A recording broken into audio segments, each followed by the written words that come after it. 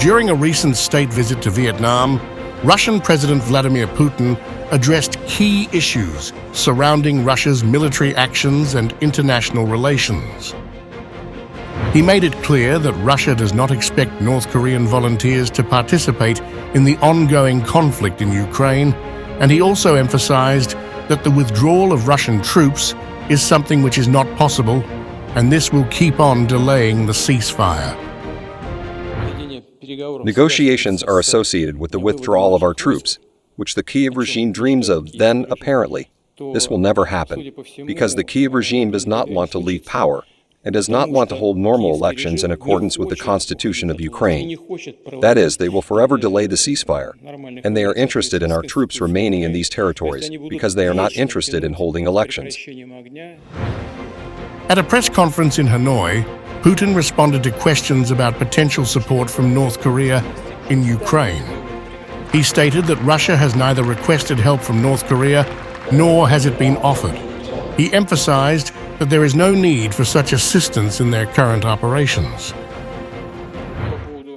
Now regarding the possibility of somehow using each other's capabilities in this conflict. Well, we don't ask anyone for this, no one offered it to us. Therefore, there is no need. We have reproduced the '62 treaty, which ended its existence. Sure, the Korean crisis as such is of a slow-burning nature. Well, we proceed from this and hope that our agreements with the Korean Democratic Republic will be to a certain extent a restraining factor so that this crisis does not escalate, does not develop into some kind of hot phase. Putin also spoke about the Western reaction to the growing ties between Russia and North Korea. He noted that this reaction was anticipated, indicating that Russia had expected such responses from Western countries. As for the reaction of our Western so-called partners, you said that I, apparently, did not expect it. No, just the opposite. This is exactly the reaction I expected at the first stage. But what will happen later, time will tell.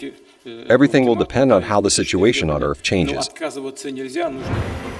On the subject of nuclear weapons, Putin assured that Russia sees no need for a preemptive strike. He added that any retaliatory strike from Russia would decisively destroy any enemy, underscoring the strength of Russia's defensive capabilities. We know that the potential enemy is working on this. New elements related to reducing the use of nuclear weapons, lowering the threshold for use. In particular, ultra-low-power explosive nuclear devices are being developed. And we know that in expert circles in the West, there are ideas that such weapons could be used, and there is nothing particularly terrible about it. The press conference followed Putin's successful visit to Vietnam, where he signed numerous agreements with Vietnamese officials. These agreements included the supply of natural gas and other fossil fuels, highlighting the strengthening relationship between Russia and Vietnam. This visit is part of Russia's strategy to build stronger ties in Asia, especially in light of increasing international isolation due to the Ukraine conflict. The U.S. Embassy in Vietnam sharply criticized Putin's visit, arguing that Vietnam should not have provided a platform for Putin to promote his actions in Ukraine.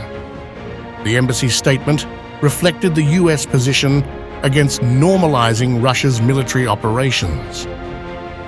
Meanwhile, the U.S. and its allies have expressed growing concerns about a potential arms deal between Russia and North Korea. They fear that North Korea could supply Russia with much-needed munitions for the Ukraine conflict, and in exchange, Russia might provide economic aid and technological assistance to enhance North Korea's nuclear and missile programs. Both Russia and North Korea have denied these accusations, which would violate several UN Security Council sanctions that Russia had previously supported. Putin's visit to Vietnam is part of Moscow's broader effort to strengthen its ties in Asia, countering its diplomatic and economic isolation from Western nations. The agreements signed in Vietnam are expected to enhance economic cooperation and strengthen political ties between the two countries. Putin's statements in Hanoi reflect a clear stance on Russia's current military and diplomatic strategies. By clarifying that North Korean volunteers will not be involved in Ukraine and addressing nuclear deterrence, Putin aimed to assert Russia's position on the global stage. The agreements with Vietnam demonstrate Russia's commitment to building strong alliances in Asia, despite mounting pressure from the West.